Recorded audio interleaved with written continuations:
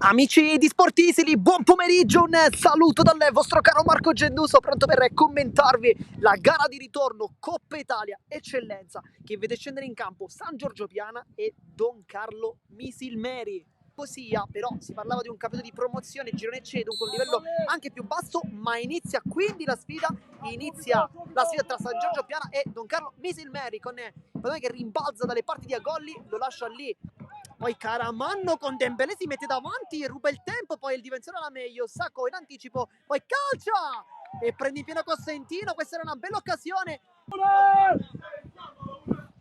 Nel frattempo cominciano a cantare anche i tifosi di casa, sempre meravigliosi come sempre. Cross dentro, Di Salvo lontano, lì e poi un po' la svirgola Gambino che poteva fare il gol dell'ex.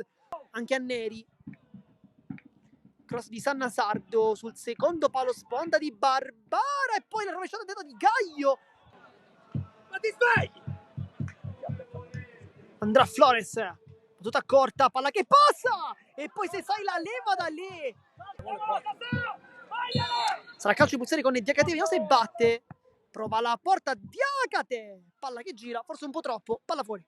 Rimette giù con il quadricipite, poi Flores le scioglie il pallone, Barbara crossa dentro, palla che arriva e poi il gol bellissimo, come l'ha fatto bello Sanna Sardo, conclusione perfetta, gol dell'ex 1-0. Credo vada Flores, infatti è così, va Flores direttamente sulla barriera, ha aperto un po' troppo le braccia, non per mister Boncore, intanto Costantino di testa, sovrastato, rimane lì, Sanna Sardo!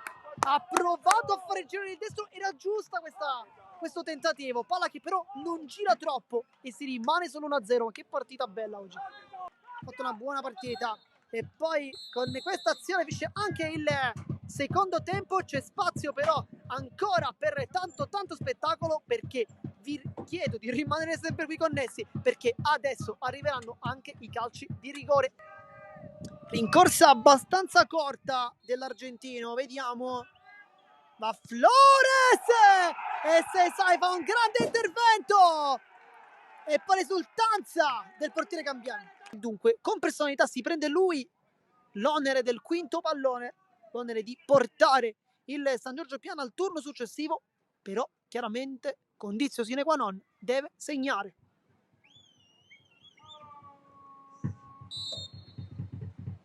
Va Neri che spiazza Di Salvo e porta i suoi al turno successivo, dunque finisce la Coppa Italia per il Don Carlo Misilmeri al primo turno, continua invece quella del San Giorgio Piana che approda dunque al turno successivo.